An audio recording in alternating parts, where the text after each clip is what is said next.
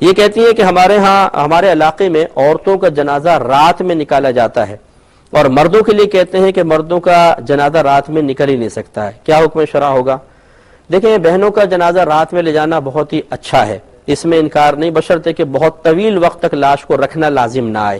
مثلا صبح فجر کے ٹائم انتقال ہوا، غسل وغیرہ دے لیا، اب انتظار کر رہے ہیں رات کا، تو پورا دن تک لاش گھر کے اندر پڑی رہے گی اور یہ مناسب نہیں ہے۔ تو ان کو اگر پردے میں رکھنا ہی مقصود ہے تو کوئی جیسے چادر وغیرہ اچھی طرح ڈال کے ان کو دفنایا جائے۔ ہاں اگر جیسے مغرب کے ٹائم، عصر کے ٹائم ہے تو اچھا اندھیرے کا انتظار کر لیں، تو اس وقت رات میں دفنانا اس نیت قصد و ارادے کے ساتھ کہ بے پردگی نہ ہو، زیادہ سے زیادہ اس میں پردہ ہو جائے بہت اچھی بات ہے، ورنہ شریعت نے عورت کو رات میں دبانے کا نہ تو حکم دیا ہے،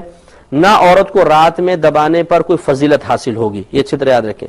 اسی طرح انہوں نے کہا کہ مردوں کو رات میں بالکل نہیں دباتے، کہتے ہیں نہیں دبانا نہیں چاہیے،